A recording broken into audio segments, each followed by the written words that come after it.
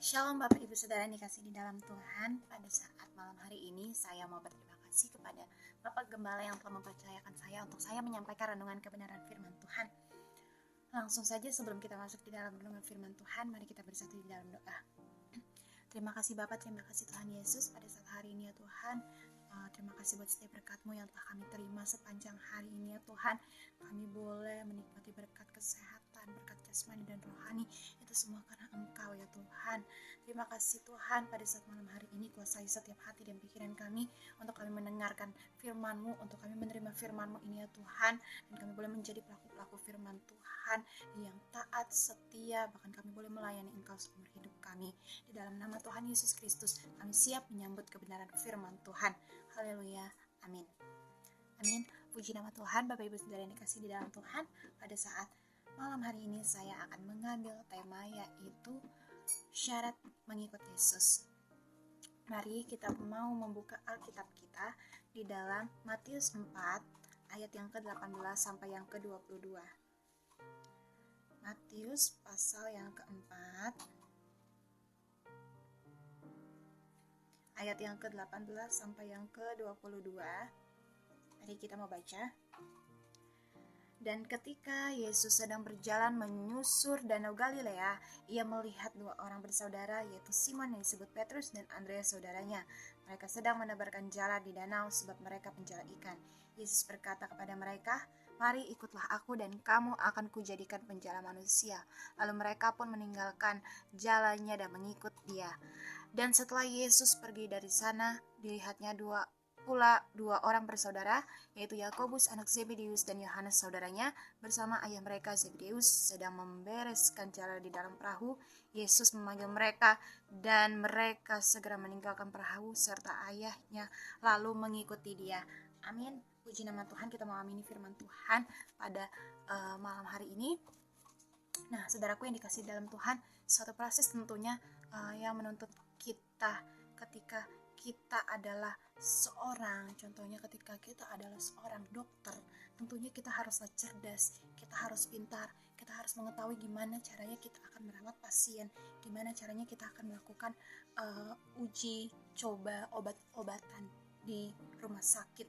Tentunya kita juga ketika kita menjadi model, kita harus bisa tahu apa itu bergaya, apa itu penampilan yang menarik yang bisa dilihat orang itu, kita itu sangat berbeda. Nah, maka jangan harap ya saudaraku yang dikasih dalam Tuhan, jangan harap kalau kita tidak tahu apa yang harus kita lakukan di dalam pekerjaan kita, jangan harap kita bisa disebut orang yang ahli di dalam pekerjaan itu. Demikian pula kita menjadi murid Kristus. Ada beberapa persyaratan yang harus kita penuhi sehingga kita dikenal sebagai murid Kristus. Nah, saudaraku yang dikasih di dalam Tuhan, siapakah yang disebut dengan istilah murid Kristus itu? Siapakah yang disebut dengan murid Kristus itu? Beberapa orang berpikir bahwa murid Kristus identik dengan ke-12 rasul. Murid Yesus itu hanya 12 rasul saja yang terdapat di dalam kitab Matius. Nah, saudaraku yang dikasih di dalam Tuhan, ada juga yang mengira bahwa orang-orang yang mengikut Kristus pada saat Kristus ada di muka bumi ini, itu adalah murid Kristus. Nah, saudaraku yang dikasih di dalam Tuhan,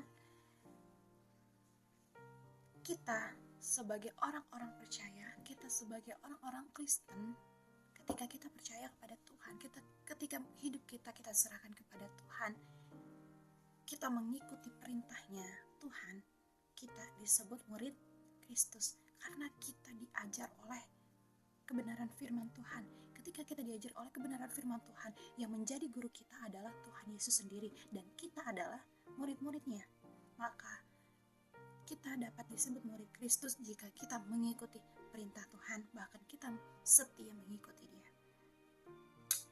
Dengan demikian, saudaraku yang dikasih di dalam Tuhan, murid Kristus berarti orang yang menerima pengajaran yang benar daripada Kristus, hidup seperti Kristus, mengikuti perintah Kristus untuk selama-lamanya, bahkan sampai akhir hidup mereka, hidup kita. Nah, saudaraku yang dikasih di dalam Tuhan, tentu dalam mengikut Kristus tidak mudah untuk kita lakukan, pasti memiliki sebuah syarat ya saudaraku. Nah, Apa sajakah syarat yang harus kita penuhi sehingga kita layak disebut murid Kristus? Sehingga kita layak berarti, kata layak di sini berarti kita sepenuhnya bergantung kepada Kristus. Nah, yang pertama adalah bersedia untuk mengikuti Yesus. Bersedia.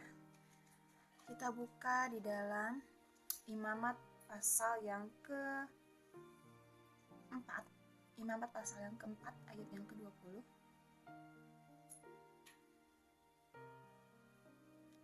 Imamat pasal yang keempat ayat yang ke-20.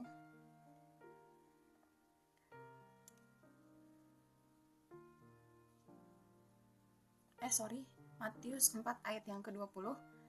Matius pasal yang keempat ayat yang ke-20, demikianlah firman Tuhan.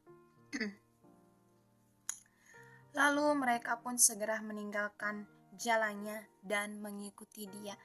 Amin, puji nama Tuhan. Yang pertama, syarat mengikuti Yesus artinya kita bersedia. Kita bersedia untuk mengikuti Yesus. Di dalam ayat ini dikatakan, lalu mereka pun segera meninggalkan jalannya dan mengikuti Dia. Di dalam pekerjaan mereka langsung meninggalkan jalannya. Ketika mereka meninggalkan jalannya, artinya di saat itu juga mereka bersedia untuk menerima Yesus. Mereka bersedia untuk mengikut Yesus. Dikatakan bahwa dan mengikuti Dia. Nah, saudaraku yang dikasihi di dalam Tuhan, pada saat Yesus memulai pengajarannya, hal pertama yang Ia lakukan adalah memilih murid. Orang yang bersedia menjadi muridnya itu adalah orang yang mengikuti Dia. Waktu itu Yesus melihat Simon dan Andreas yang sedang sibuk dengan pekerjaan mereka sebagai nelayan. Mereka sibuk bernelayan. Tetapi saat Yesus memanggil mereka segera menanggapi panggilan tersebut dengan respon yang sigap.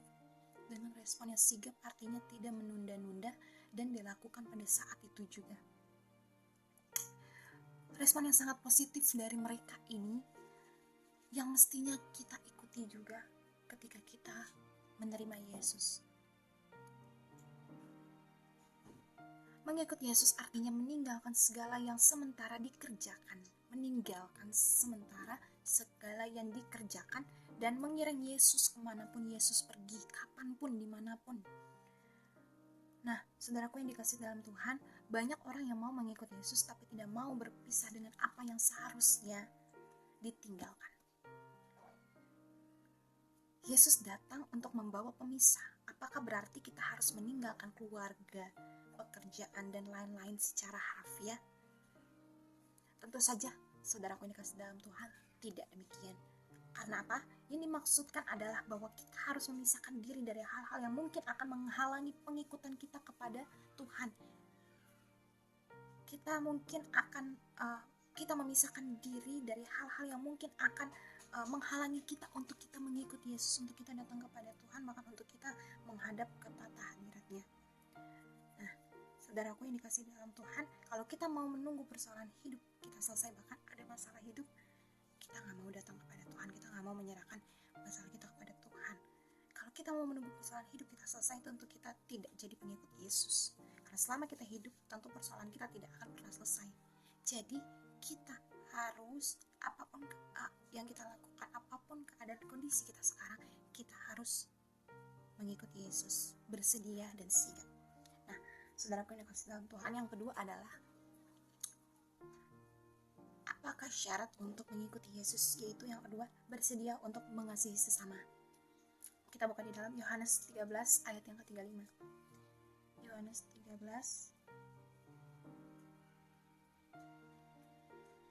ayat yang ke-35. Demikianlah firman Tuhan. Dengan demikian semua orang akan tahu bahwa kamu adalah murid-muridku, yaitu jikalau kamu saling mengasihi.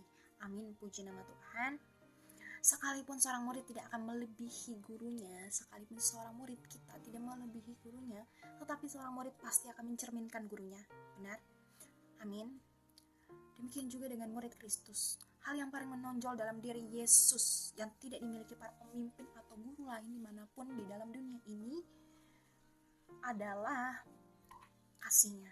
Kasihnya berbeda daripada pemimpin, bahkan petinggi-petinggi dunia, Yesus itu beda. Dia memiliki kasih yang besar. Kasih Yesus sangat besar dan telah teruji. Kedatangan dan pengorbanannya bahkan sampai kematiannya menjadi bukti kasih yang besar, kasih yang tulus, kasih yang tiada tandingnya.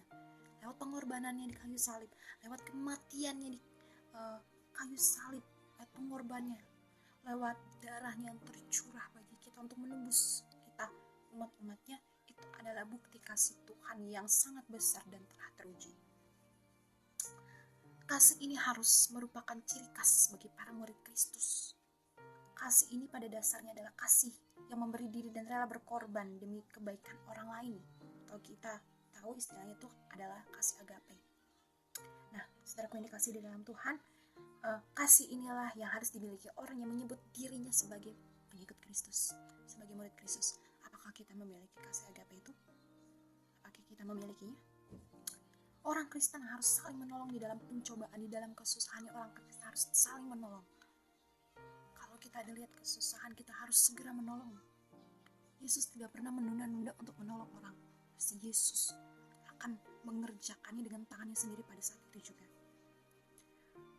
Nah, saudaraku yang dikasihi di dalam Tuhan, di dalam kenyataan yang ada, di dalam komunitas orang Kristen sendiri, kasih agape ini sangat sulit untuk dilakukan, ditemui, apalagi dengan orang lain. Tentu saja kasih ini tidak perlu banyak dijelaskan karena setiap orang percaya sudah sering mendengar tentang kasih ini. Hukum kasih yang merupakan hukum tertinggi bagi kita pasti sudah kita tahu. Pasti sudah kita tahu. Kita harus menghidupi kasih Kristus dimanapun kita berada. Amin, puji nama Tuhan. Nah, yang ketiga adalah syarat untuk mengikuti Yesus, yaitu bersedia untuk menghasilkan buah. Nah, bersedia untuk menghasilkan buah, kita baca di dalam Yohanes 15 ayat yang ke-8. Yohanes 15 ayat yang ke-8. Demikianlah firman Tuhan. Dalam hal inilah Bapa-Ku dipermuliakan, yaitu jika kamu berbuah banyak, dan dengan demikian kamu adalah murid-murid-Ku. Amin, puji nama Tuhan. Jika kita murid-murid Kristus, jika kita menjadi murid dan Yesus adalah guru, tentunya kita harus mengikuti teladan yang Yesus berikan bagi kita.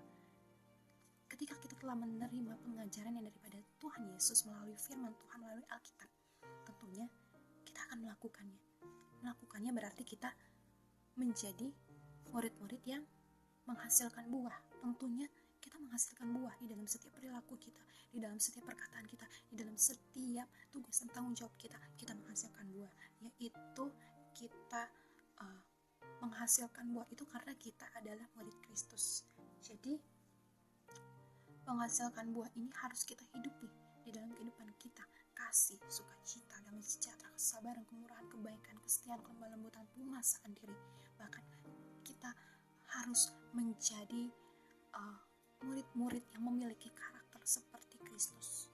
Nah, puji nama Tuhan, lewat firman Tuhan, renungan kebenaran firman Tuhan pada malam hari ini, kiranya dapat menguatkan hati saudara-saudaraku yang di rumah. Kita yakin dan percaya kita adalah seorang pengikut Kristus yang mau bersedia, yang mau saling mengasihi, yang mau menghasilkan buah di dalam kita hidup di dunia ini.